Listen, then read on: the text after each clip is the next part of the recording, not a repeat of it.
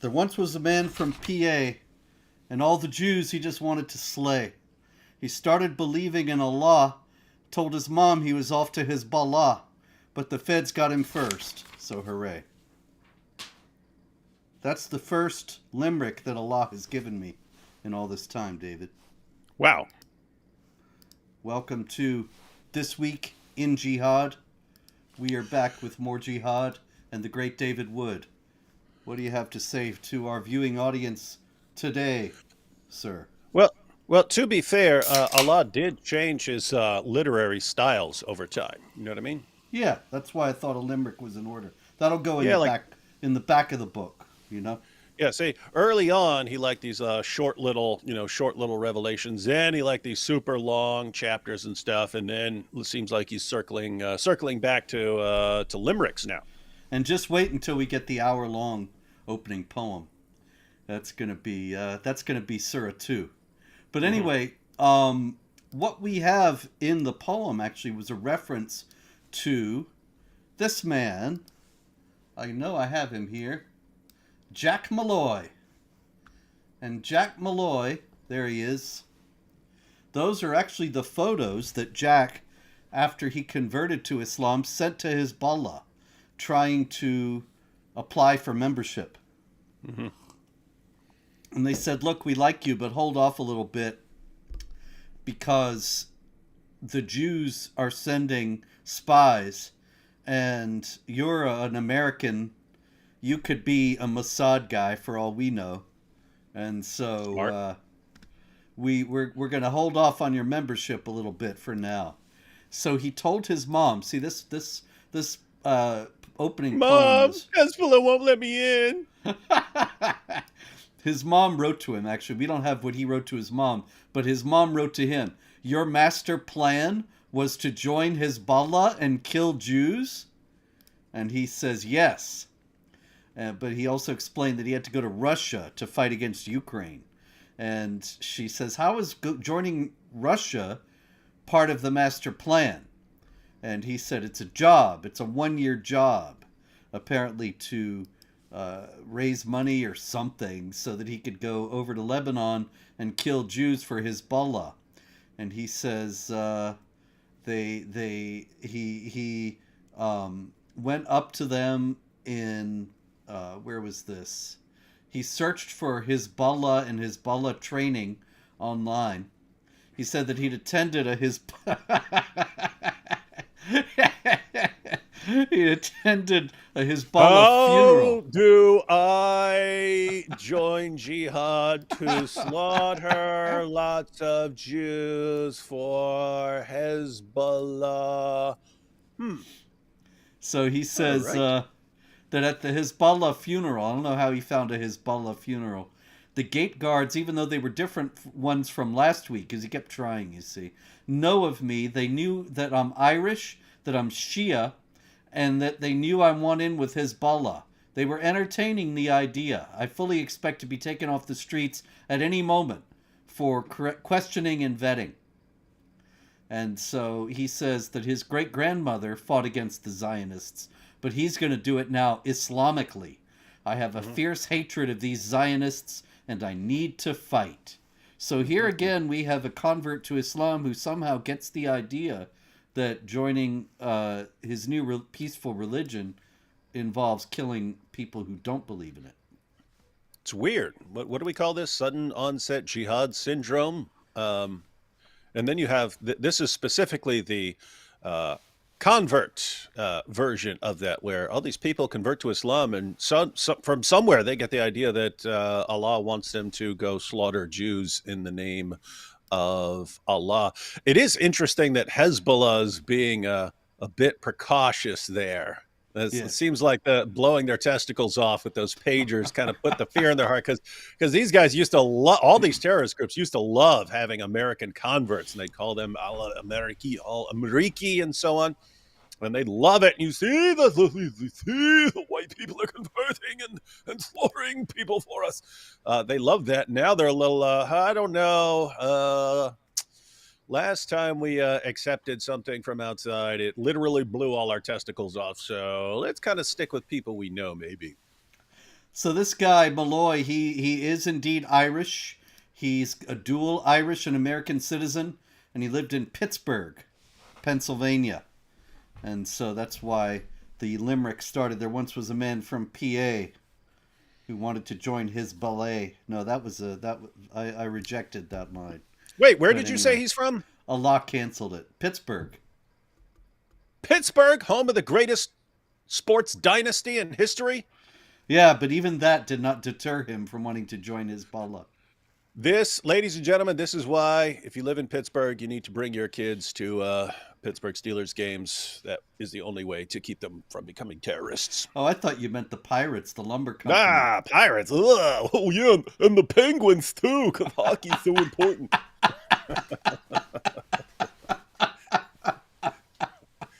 I just remember the Pirates when they had Roberto Clemente and Willie Stargell and Doc Ellis. That was quite a team. Yep. No, guys, I grew up a bit in Morgantown, West Virginia, and it's about an hour out of Pittsburgh. So Pittsburgh fans there, Pittsburgh, lots of Pittsburgh's fans of all their various sports. All right, let's go to Sweden. Shall we go to Sweden? We got Elias. I'm not going to Sweden. You're not going to Sweden. Elias No, and we'll get Rasmus jihaded. Johansson. Yeah. These are two Swedish brothers, Elias and Rasmus Johansson, and they converted to Islam. This is going to go well. They have been charged with preparing to commit acts of terror and involvement in a terrorist organization, according to an indictment submitted at Nacka District Court, which I think should change its name to Nakba District Court. But anyway, they joined up with a couple of migrants, Omar Attia and Elias Hakamali, and they were going to target Jewish individuals as part of their intended jihad. So here we have something that you've remarked upon many times, David, that in Pittsburgh, PA, and in Stockholm, we have three people who don't know two brothers in Stockholm and one kid in Pittsburgh, and they don't know each other. They don't know the other exists. They both convert to Islam, and they both get the idea that they ought to kill Jews. And every last non-Muslim politician in the Western world would tell us they misunderstood Islam, and yet they've misunderstood it halfway across the world from each other in exactly the same way. And we've seen an endless array of converts who somehow misunderstand Islam in exactly the same way, which to me, it leads to an obvious question. If people convert to Islam and then they suddenly misinterpret Islam in exactly the same way and go on a killing spree, you basically got two possibilities here. Either they're accurately understanding Islam and Islam actually calls for these things, or there's something in Islam which just causes people to massively misinterpret it and compels them to go out and slaughter people in the name of Allah. So wait a minute. Two possibilities here. Either Islam actually calls for slaughtering unbelievers in the name of Allah. Allah means what he says. Or Allah doesn't mean what he says, and we're just misinterpreting it because we make the mistake of thinking that Allah means what he says, and then people misinterpret it and think that he means what he says, even though he doesn't. He means the opposite of what he says, and they go out and kill anyway. Practically speaking, what is the difference? What's the guys? Practically speaking, what is the difference between a religion that actually calls for slaughtering people in the name of Allah, or one that doesn't really call for slaughtering people in the name of Allah, but just really, really sounds like it does to new converts, and so they decide to go out and slaughter in the name of Allah? What's the, practically speaking, either one of those gets you killed. So to all the stupid politicians and journalists, frankly, it doesn't matter if you were somehow correct and everyone's just misinterpreting this because Allah doesn't really mean what he says, and you know it, but other people come to the wrong conclusion. They think Allah means it when he says, fight those who do not believe. What's the difference? We're still getting killed over this. So how is that any better? How is your hypothetical, imaginary, delusional version of Islam, where Allah says all these things, and even though he brags about how clear he is and how precise he is in his commands, somehow he means the exact opposite of what he actually says. Suppose you're right. What's the difference? What's the difference? People are still coming to kill us over this. David, I think you're veering close to Islamophobia. I may be. And That's another very question. serious. Another question. And another question. If all you peaceful Muslims out there, who are out there doing dawah, trying to convert people to Islam, I have to say, what can you do to stop these people from concluding that after they've converted to Islam, their job is to slaughter Jews in the name of Allah? What can you do to correct that error? Because as far as I can see, there's nothing you can do. And so let me get this straight. You are out there telling people to convert to Islam, and after they convert to Islam, a disturbing portion of these people decide that they have to slaughter people in the name of Allah. And there's absolutely nothing you can do to stop it. There's nothing you don't, well, we don't know. We tell them, hey, become Muslims, and then they go kill people. We don't know what to do because we don't believe that. But we don't know how to stop them. Okay. Then that task would fall to us. Don't get mad at us for telling people not to convert to Islam and telling people not to follow your religion when you basically admit that you can't stop these new converts from slaughtering people in the name of Allah. And it happens all over the world. And we see converts going to jihad all over the world all the time. And yet there is not a single non-Muslim authority, law enforcement, intelligence, anything, anywhere in the world who is studying the phenomenon of conversion to Islam and its correlation to terrorist activity. No, because that would be Islamophobic. That would be Islamophobic. It's funny because you can't even... I mean, they would. I'm sure they would find a way to call it racist, even though you're talking about like white people and converting to Islam and so on, various races converting to Islam. They would still somehow conclude that you're talking about a race. Yep.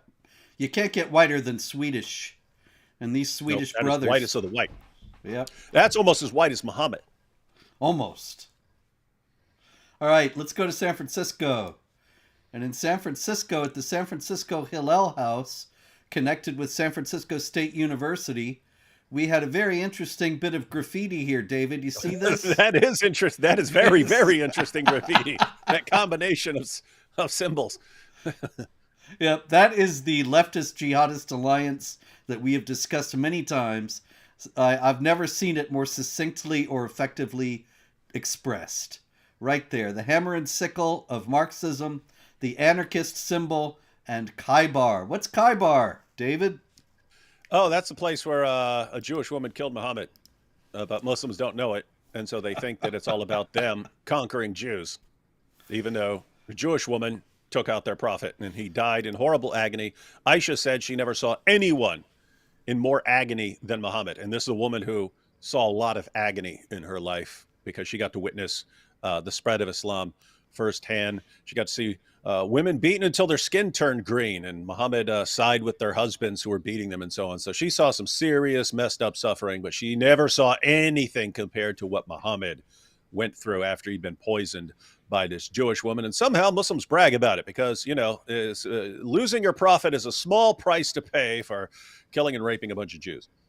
Well, just in case anybody might not know, Khaybar is an oasis in Arabia where the Jews who were exiled from Medina went after Muhammad had exiled them from Medina. And then Muhammad showed up there one day and massacred those who were there. And nowadays, the jihadis and friends of jihadis frequently chant, Khaybar, Khaybar, O Jews, the army of Muhammad will return, in Arabic. And because they do it in Arabic, most people have no idea what it means. They were just doing it in Sydney, Australia the other day. And I watched the newscast and the fellows saying, I didn't understand what they were saying. And I went into the barber shop, a couple of Iraqi fellows there, and they said, oh, they want to kill Jews. And they're saying it in Sydney, Australia. They are scrawling it on the Hillel House in San Francisco, and what it means is the Muslims are going to come and massacre the Jews again, as they did at Khaybar. And Jews need a chant in response, something like, "The army of Muhammad did return, and we literally blew their testicles off because we're way smarter than any army of Muhammad has ever been." Yep. They need a good 6-day war chant. How many days does it take to defeat 5 Muslim nations? Anyway, uh, George Mason University, coming out of San Francisco State University, will go across the country to George Mason University, and that's in Washington D.C. as far as I know. And you have 2 sisters at George Mason University, Jenna and Noor Shana, and they were the head of Students for Justice in Palestine. And as it turned out, they were also involved in graffiti. They were spotted spraying, Student Intifada on the George Mason Student Center. And Intifada, of course, refers in Israel to several armed uprisings in which many Israeli civilians were murdered. So the police started investigating, and they went into Noor and Jenna's apartment, and they found firearms, Hamas and Hezbollah flags, ammunition, foreign passports, and signs that said "Death to America" and "Death to Jews." And the best part of this story, David, is that the Council on American Islamic Relations says that they're going to sue because they were targeted for engaging in anti-genocide events on campus, and that all that the cops found were antique firearms in their home, and they're persecuting them because of it. But actually, according to the Washington Free Beacon report, these were actually quite modern firearms, and it looked as if they wanted to make their student intifada come to life at George Mason University. Weird, weird, weird. And by the way, Robert, I mean, I just have to point out again, what do we hear after every, and how many, I mean, there have been tens of thousands of them, but what do we hear after every Islamic terrorist attack? Every single time we hear, but don't blame all Muslims for these terrorist attacks. You can only blame the one who's actually doing something. And yet, we find that all Jews are just fair targets. Any Jew anywhere in the world, Jews in Australia, Jews in the US, Jews in Canada, they're all fair game if you don't like what Israel is doing. It's interesting, yeah. So many times we've heard Israel actually being accused by Muslim spokesmen of engaging in collective punishment. And I myself, and I'm sure you also, and many others who speak about Islam, are accused of blaming all Muslims for terrorist attacks. And yet, none of us have ever done this. This is something, on the other hand, that jihadis are doing all over the world all the time. And here's another example I got right here. Yes, go ahead. Oh, I was going to say, I actually have a quick story if you weren't going to cover the Oxford Union, but I could cover that anytime if you're not going to cover what happened at the Oxford Union. Tell me about the Oxford Union, David. Oh, this was very interesting, Robert. So the Oxford Union had a big debate, 4 participants, 4 speakers for each side, on the topic, let's see, on the topic, this House believes that Israel is an apartheid state responsible for genocide. Got that? Got it. So there were eight speeches. One of them that was against the proposition was Masab Hassan Yusuf, right, son of Hamas. And one of the people defending the proposition was that this House believes Israel's an apartheid state responsible for genocide was Miko Peled. And Oxford Union's Peled? Yes. He is a pro-Palestinian activist. Thank you. Okay. So the Oxford Union said they were going to post all 8 speeches, all 8 of these speeches. They said it. I have it right here. Said they were going to post all 8 speeches, but they posted 6. They posted 6.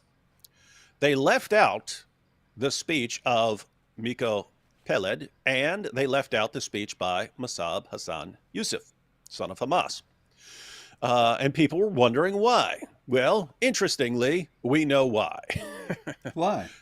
Miko is now being investigated because during his presentation, he said that the Hamas jihadis who attacked Israel on October 7th weren't terrorists, they were heroes.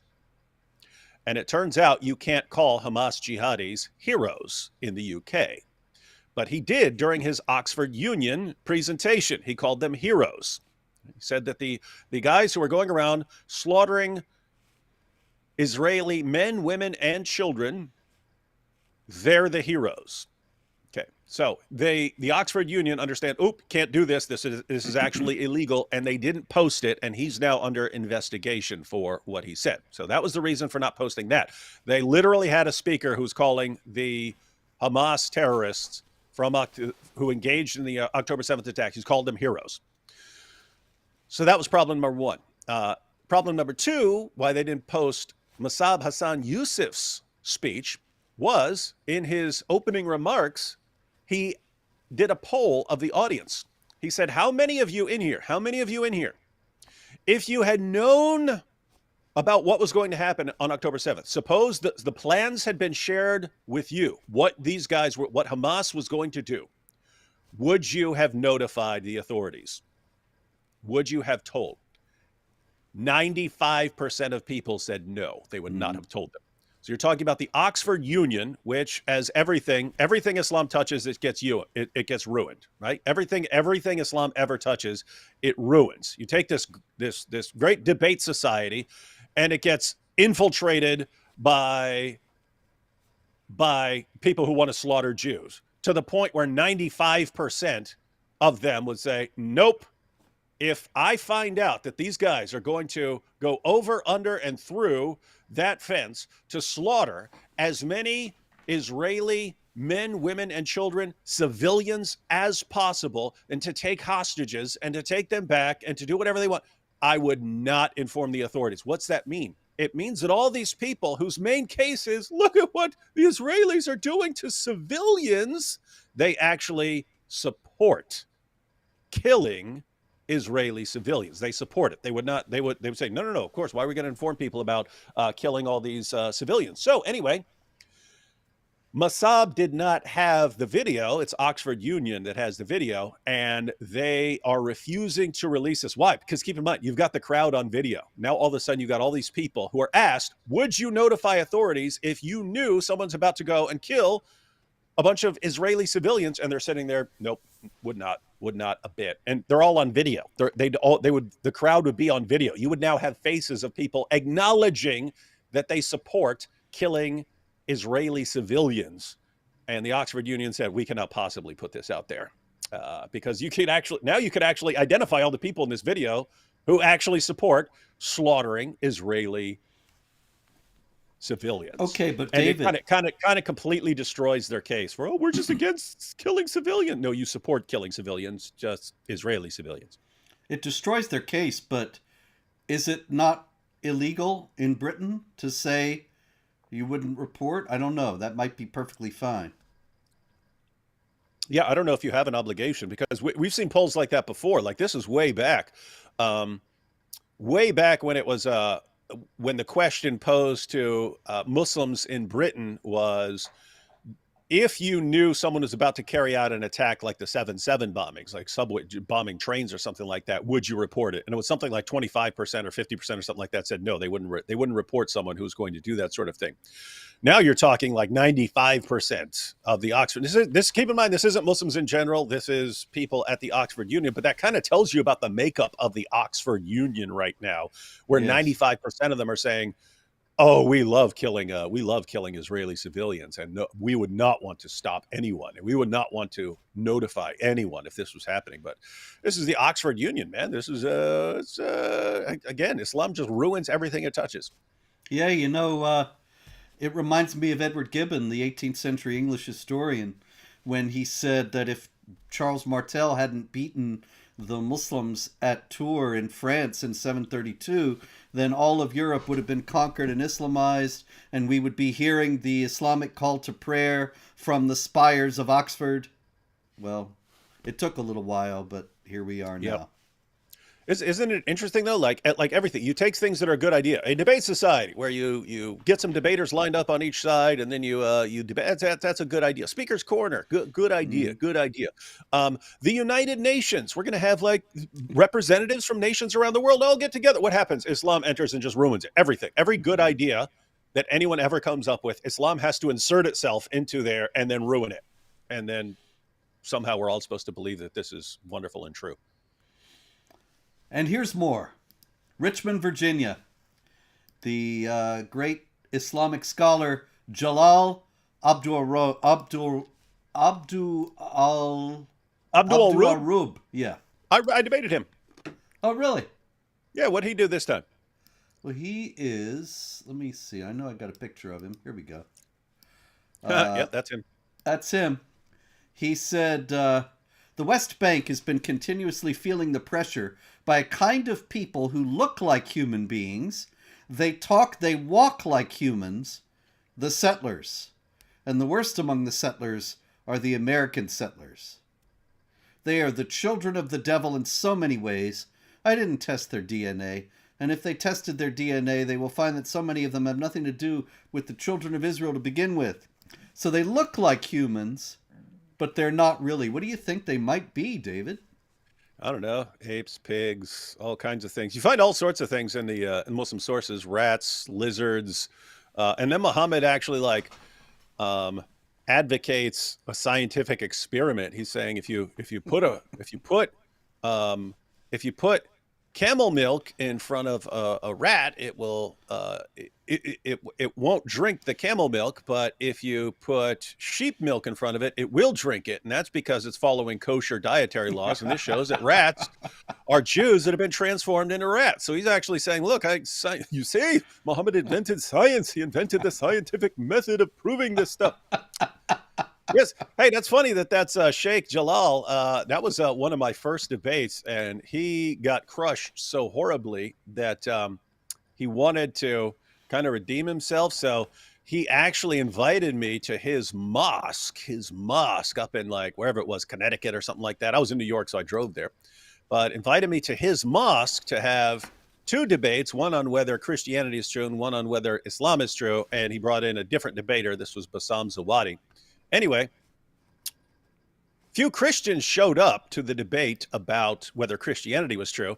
On the debate whether Islam was true, they left. They didn't want to. They didn't want to be in a mosque while that was being debated. So anyway, I'm doing this debate on whether Islam is true, and I just look around and was like, hey, this is all Salafi Muslims in here. The entire mosque is nothing but me and a bunch of Salafi Muslims, right? So this is interesting. So anyway, I'm doing the debate, and I was like, well, if I'm going to go out, I'm going to go out like a boss. So I finished. So I'm giving my conclusion. I was like, so in conclusion, I encourage everyone here to reject Muhammad as an obvious false prophet. I started saying that. Anyway, Jalal's son was sitting right in the front row, right in front of me. His son goes like, as soon as I said, I encourage all of you to reject Muhammad as a false prophet, his son goes like this. His son goes, he started laughing that I was saying this in his dad's mosque. Anyway, I think that kid later apostatized. I heard a bunch of Jalal's children have left Islam. Interesting. Very interesting.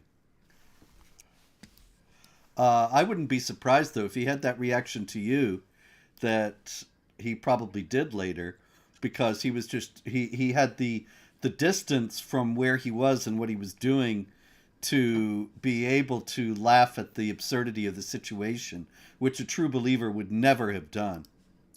Yeah, you're not supposed to be laughing as I'm saying, as I'm encouraging people to reject Muhammad. It is interesting because people don't, I mean, Sheikh Jalal's He's a Muslim scholar. I have books. I have books on my shelf here that are that he's the translator. He's the translator Mm. of volumes that have been translated into English and so on. I'm talking about by like academic presses and so on. That they'll get him as the translator, and here he is. And the Jews, they kind of look like humans, but they're not. So here's a question for you. Yeah, I somehow walked out alive. I think that was obvious, but since it was asked, anyway. I had to fight. I had to fight my way out of there. Had to stomp a lot of Salafis, but I made it out. All right. Well, let's go to Syria. Syria, of course, is the really big jihad news right now, with the jihadis looking like they are on the verge of actually taking another country, governing Syria. Syria has been governed by Alawites for 54 years. Hafez Assad and then his son Bashar. And the Alawites are only 12% of the Syrian population. The Sunni jihadis, however, seem to be in the driver's seat now. And they have made a lot of promises. They said women will not have to cover their heads. And so far they have not, notably, at least as that I've seen, required women to do so. But they promised to show respect for Shiite shrines, and then they broke into the shrine of Muhammad's daughter Zainab near Damascus. They promised not to target Christians, and then they vandalized and destroyed a Greek Orthodox church in Homs, I believe it was. And so they are already breaking their promises, and I am not shocked at all by that. Are you?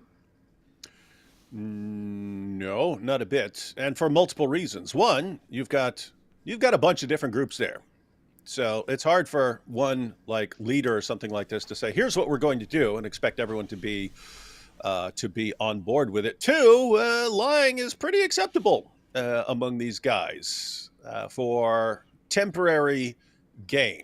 I mean, think how many promises were made by the Taliban, and then what do they do? What do they actually do? So, yeah, didn't they like burn Assad's the older Assad's tomb or something like that? I think I Yes. saw that. Yeah, Yeah, there was some kind of shrine to him there, and that's gone.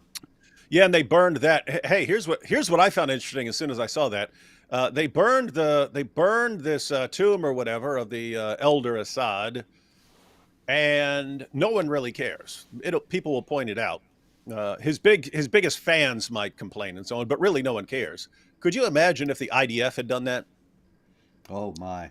It would be international news for the next 15 years. Look Yep. what the IDF does. Look what the Jews do. The Jews, they burn their tombs and so on. But if it's Muslims doing it, no one cares. They get a free pass.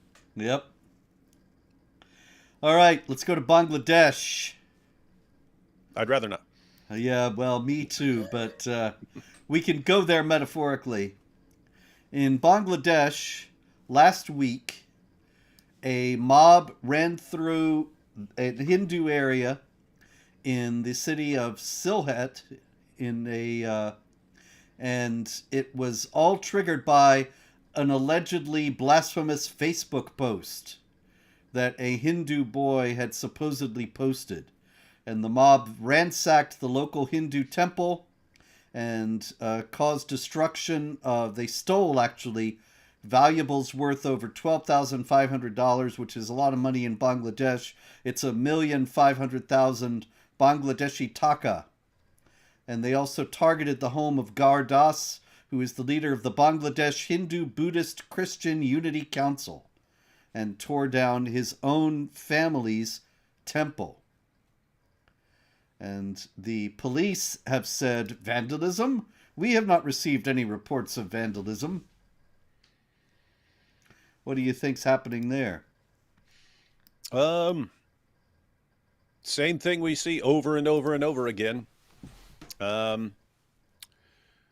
You don't even know whether the victims of these attacks have done anything, because it's just perfectly acceptable, if you want to make something up. If I were a Muslim in Bangladesh or Pakistan or something like that, and you and I were having an argument, or even if we weren't having an argument, I'm just like, hey, I like Robert's tie. I want that tie. I want that You, tie. you Hey can have everyone. it. Hey everyone, did you know that Robert Spencer just burned the Quran? Yeah, he did. Let's get him. Oh, let me get the tie. And that's how they do it. And we've seen this over and over and over again. And Muslims would say, "Oh, but this would not be the proper application of Sharia." Bull, it's not. We have it in your sources. We have the story about a slave girl who was found stabbed to death. Muhammad says, "Who did this?" And her owner came forward and said, "Yeah, Muhammad, I stabbed her to death. She's the mother of my kids, but I had to stab her to death because she kept making fun of you, Muhammad." Muhammad said, "Oh, okay, that's fine. No problem there. She was making fun of me." Well, what's that? You got one witness, the guy who killed her, saying, yeah, she said all this stuff about Muhammad. What's that mean? It means I could walk around killing anyone for any reason. When you say, "Hey, who did this?" I say, but a person was making fun of Muhammad. Oh, okay, free pass. That's exactly what they do right now. Oh, now we'll take all your stuff. Yep. It's happening all over the place, and it's accelerated in Bangladesh recently because of the fall of the Hasina government, and Muhammad Yunus, who is a Nobel Prize winner, has taken over, but he seems to be giving the jihadis free rein to terrorize the Hindus in Bangladesh. And here's an interesting, very odd story, also out of Bangladesh, David. What do you make of this? In the border area between India and Bangladesh, not far across the border in India, the Hindus were renovating a temple. And the Bangladeshi border guards, fully armed with lethal weapons, crossed over into Indian territory in order to try to stop the renovation of this temple. And they explained that if the temple is renovated, and is fully functional, then it will hurt the sentiments of Muslims in Bangladesh. And it will offend them and trigger unrest. And so the Bangladeshi border guards actually crossed into India to stop the renovation of this temple. I would certainly hope that the Indian military would offer some repercussions for that sort of thing. But as far as in Islam, it became part of Sharia that you're even talking about like Christians. Christians can't fix the roofs on their churches and so on. And we're people of the book. We have a privileged status over Hindus. So the idea of Hindus actually renovating a temple would be worse. I mean, it's a brilliant strategy, and this occurs as far as Christians not being able to repair their buildings and so on. This is in what's called the Pact of Umar.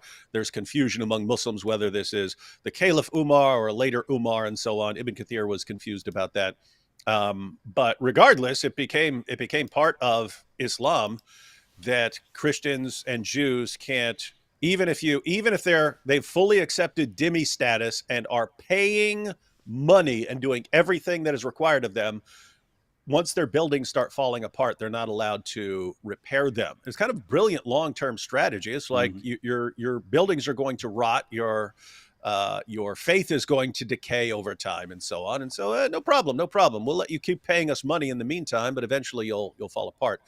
But yeah, so and Hindus would be that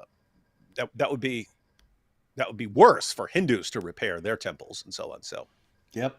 And I wrote a book actually that's coming out probably in about 10 months or 11 months. They keep them for so long, but it's actually about, in part, the fact that once they bleed the dhimmi communities dry, that's when the great Islamic empires start to go into decline, because they're depending on the dhimmis for their income. Yeah, I mean, if you think about it, I mean, that's like the ideal in Islam. We sit around banging all our wives and slave girls while you guys do all the work and hand us the money, and you pay us to be your overlords and so on. I mean, it's like pathetic. Yep, that's the model. That's the idea. All right, here's a wild story for you. This is out of Afghanistan, and in Afghanistan, this 19-year-old boy named Sohrab was arrested for homosexual activity and put in prison. And then when he was in prison, the Taliban guards came and raped him. Shocker. So You did not even have to tell me that, Robert. I knew. So, okay, this guy's getting locked up. I know exactly what these guys are going to do. So why can you spell it out for our audience at home? Why this guy would be arrested for homosexual activity and then raped by the people who arrested him for homosexual activity? One of life's great mysteries, Robert. There's no way of knowing these things. Well, actually, rape is a tool of humiliation in Islam, and this is it's also something that will, at least when it comes to women, it will get you hellfire, because the women have to keep the men from being tempted. That's the whole idea of covering. And so in Iran, there's this concerted effort actually to rape women in prison so that they'll go to hell. And they're right before they're executed, they're often raped, so that then they not only get executed, but they get the hellfire for being victims of rape, for not having prevented this. And I think that it's something like that here, that it's the idea of trying to degrade this individual who they've arrested.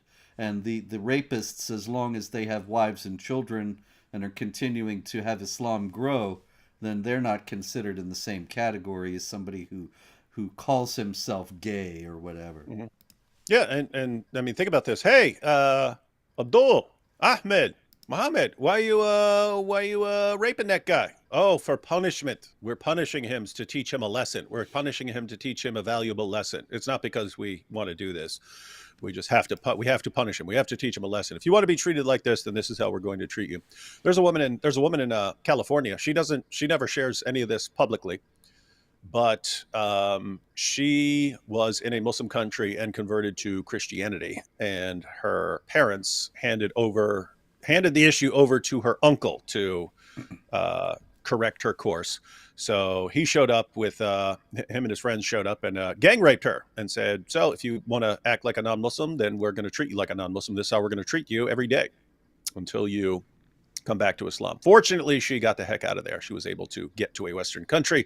Sadly, some people are not in that situation. Indeed. Well, time's passing by fast today, so there's a lot more jihad. Let's go to Germany. In Germany, these guys are Germans. You can tell they're Germans. Yeah. And they are marching through a Christmas market. And there's video readily available on Twitter. You can find it. That is X. And they were screaming, there is no God but Allah, and Muhammad is his prophet, and Allahu Akbar. Now, why would they go to the trouble of going through a Christmas market and screaming Allahu Akbar and there's no God but Allah and Muhammad is his prophet? Same reason they go into the middle of anything and pray. You got to be up in your face with this stuff. You are striving to make all religion for Allah. And if you're talking about Christmas, is a celebration of the birth of Christ, the incarnation, and they have a really, really, really big problem. It's weird, even though they believe Jesus is born of a virgin and so on. They know what Christians believe about the deity of Christ and so on. So they want to confront it. And the bad part is that you've got all these Muslims. They understand. We're coming for your religion. That's their mindset. We're coming for your religion. Your religion is the only thing that's going to unite you. Your religion is the only thing that can stand in our way. If we can crush your religion, get your religion out of the way, weaken your religion, you guys won't be able to stand. So they come right for it. And in the meantime, Christians are going, well, whatever we do, we don't want to hurt these guys' feelings about their religion. Isn't it stupid? I mean, if these guys are going to no, then they're complaining about Christmas. Every non-Muslim there should be yelling Muhammad was a pedophile. Everyone, every last one should be yelling it. Yep. I'm not saying run up to random Muslims and say that. I'm saying if you're being challenged in the streets and people are attacking you and are attacking your beliefs, and all you care about is not hurting their feelings, you've kind of already lost there. You've kind of already lost that one. So you need to change that plan. They're very much already lost. There's another related story. Uh, Ali Al-G. You know how the German press, they don't publish the surnames of perpetrators. So we have this guy Ali Al-G. It's hard not to think of Ali G. Golly Uh, gee. Ali G has plotted. He's an Iraqi asylum seeker, a refugee. Plotted a jihad massacre at the Augsburg Christmas market. And he has a history of posting pro-Islamic State content on social media. But he was walking around free, able to plot a massacre at a Christmas market. Doesn't it seem like there are plots at German Christmas markets every year, Robert? I mean, Pretty I much. recall these from the past, Christmas markets. Yep. And guys, there's a reason for the plots to attack Christmas markets. We brought it up many times before. Why target an Ariana Grande concert? Why target why were there so many attacks on concert venues? Why Christmas markets? Well, again, you do have Muslims who believe, as long as they're targeting the kuffar, that any Muslims who are killed in the process, that's collateral damage. So if you blow up a train, you understand there are going to be Muslims there. You're not targeting them. But if you happen to catch Muslims, well, that's collateral damage. There are Muslims who think that. But there are also Muslims who think, I want to do everything I can to minimize the chances of any Muslims getting killed in the attack, because I don't want to be responsible for that. And so what do? You go to places where you're not going to have any serious Muslims at all. Where would that be? Ariana Grande concert. Not going to be any devout Muslims there. Christmas market. Going to be a bunch of devout Muslims sitting at the Christmas market? No. Devout Muslims would want to get as far away from that as possible. And so that's why they attack them. Reminds me of when I met with this guy years and years ago. He was a secret ex-Muslim who was very well connected in the American Muslim community. And we met in this restaurant, very popular restaurant. And I asked him kind of naively, why did you want to meet here? Wouldn't some people who know you be here? And he said, oh no, they serve alcohol in here. Nobody I know is going to be in here. So there you Smart. go. Anyway, in France, we have a man from Afghanistan, Nasir, and he is suspected of having stabbed his wife, Fakhria, 8 times and left her for dead. And he explained on the stand, she wants to be European. I don't want to be. They're in France. She wants to be European. I don't want to be. Every European authority should study that sentence, but they won't, of course. Nope. And pretty straightforward on the reasoning. Ladies and gentlemen, been through it a million times. Surah 4 verse 65. If you do not submit fully to all of Muhammad's decisions, you're not a real Muslim. Well, if someone isn't on board, if someone westernizes, wants to live like a European, not following Muhammad's decisions, what do you call that person? Well, if you're not a real Muslim anymore, what are you? You're an apostate. What did Muhammad say? Do to apostates, kill them. Very easy to justify That's right. killing people. Mm-hmm. All right. I think we can't let the week go by without remarking on this. That's Pope Warms the Frank heart. there. Yeah. Warms the heart. For those of you who may not have seen this before, that is Pope Francis, and this is baby Jesus in the manger, and the manger is draped, the cradle is draped with a keffiyeh, the symbol of the Palestinian Jihad. What's wrong with this, David? What's not wrong with that, Yeah, Robert? that's- One, it's at the Vatican. 2, the Pope's sitting in front of it. 3, they're making Jesus a political tool for Palestinian terrorists. 4, completely unrealistic. Jesus was a Jewish baby with Jewish parents. they were Palestinians attacking Jews. So all kinds of things wrong with that. In response, I had Grok, the AI, make me a picture of baby Muhammad holding up an Israeli flag, and I said, "See how easy this is to do." Did it refuse? It didn't refuse to do it? Nope, nope, nope. Grok is pretty open-minded. I'm amazed. There Yeah, are more things. Chat GPT might have been different, but Grok let me do it. Well, that's great. A few other things. Pope Francis, of course, in doing this, is endorsing a bloody and genocidal jihad. Palestinian leaders have made it clear not a single Jew will be allowed to live in their Palestinian state. So, what happens to the 7 million Jews who are in Israel now? New genocide. In doing this, of course, the Pope is also accepting Hamas's fake and wildly inflated casualty figures that justify the claim that there's a genocide of Palestinians going on. Jesus, of course, was not a Palestinian. The Romans did not name the area Palestine until 100 years after Jesus. And the Pope never condemned the October 7th massacre of 1,200 Israelis. But he did condemn people for making fun of Muhammad after people were slaughtered, didn't he? I seem to recall that. I think it was after the Charlie Hebdo massacre, and Yeah, the Pope was asked about it. If I recall, he was walking on a plane. They're like, "What do you think about all the people who were killed for making cartoons about Muhammad?" And he goes, "Hey, I mean, just think. I mean, if you talk about my mother, I might punch you in your face." So he's actually siding with the jihadis. I'd like to see the Pope punch somebody in the face. I would. That would be devastating. That I'd would be. even volunteer. I'd go to the Vatican if I I'll could. do it too. Pope Francis, you have an open invitation. If you would like to punch either me or Robert Spence, no retaliation. We That's simply right. think it would be. We think it would be hilarious to have a story about getting punched in the face by the Pope. And I don't think you would do the slightest bit of damage to either one of us, but it would be funny and it'd be YouTube gold. So help us out. Punch us in the Yep. face. We just need the audience. Just tell us when to be there. All right. Of course, everybody knows that this year, as in many years past now, in the UK, the most common baby name is Mohammed, and so that's obvious what's happening there. But I wanted to go to something that's not as well known, and you'll love this. This is this play that's playing in London right now, Expendable. Have you heard of this, David? Expendable is let me get it here. This is a play.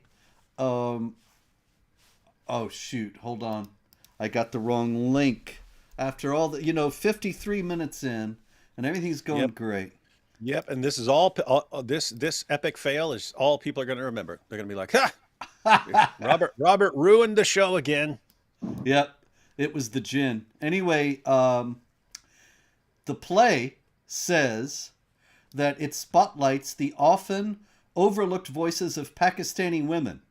And the Spectator, in its review, says Expendable is an urgent bulletin from the front line of the grooming gang scandal. So this is wild. We have a play about the grooming gang scandal, the mass rape of thousands, tens of thousands of English girls, British girls, by Pakistani Muslim, mostly Pakistani Muslims, who believed that they could take the captives of the right hand as the Quran directs. Mm-hmm. But wait, it's not what you might think, as I'm sure you already know. It's not really about the rape gang scandals at all. The setting is a kitchen in Yorkshire where Zara is trying to keep her family together after her son Rahil was outed as a rape suspect by a national newspaper. White thugs dump parcels of excrement on their porch, and Zara cowers under the kitchen table, too scared to answer the door. The racists have mounted a mass demonstration supported by the cops, which causes local bus services to be cancelled. Every Muslim in town is terrified of a white vigilante gang who recently targeted a blameless Yemeni pensioner and kicked him to death. Meanwhile, the white thugs are free to scrawl rape capital of the UK across the side of a local mosque, while heavy-handed cops arrest 10 innocent Muslims and charge them with violent disorder.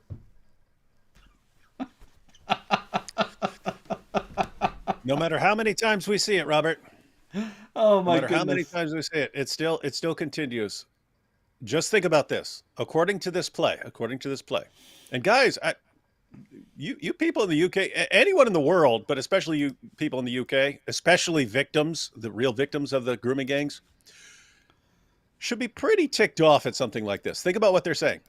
Okay, you had tons and tons and tons of Muslims grooming, raping, gang raping, drugging, pimping very young British girls, thousands and thousands of these young girls. Quick question. Who are the real victims? Muslims. That's the message, right? Who are the real victims of a massive campaign of raping and gang raping young British girls because they're not Muslims and you could do what you want with them? Who are the real victims? Muslims. Who are the real victims after every Islamic terrorist attack? Muslims. Really? Not all the people who were slaughtered in the name of Allah? No, who cares about them? They're non-Muslims. Who are the real victims? Muslims, because then people will look at them suspiciously. Poor Muslims. This is messed up, Robert. I mean, I don't know how people get away with this without people just like, are you serious? You're the victims? You're the victims of the grooming gangs. I was wondering how this play got produced with people not laughing it out of town. I mean, this is a total inversion of reality. He's called Two-Tier Keir Starmer, the prime minister, because he coddles the Muslims and is very, very strict against the native population. And this play is imagining exactly the opposite.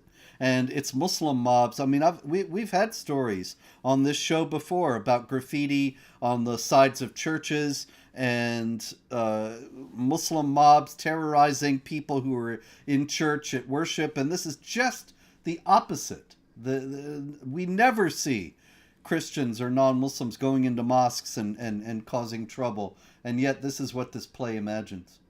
Anyway, this is Pierre Manent, and he is a French philosopher. So you're a philosopher, David. Maybe you know this guy. Pierre Manent. Philosophers do not pay attention to French philosophers. I'll tell Jean-Paul Sartre. Not since René Descartes. Nothing good came out of France since René Descartes. Yeah.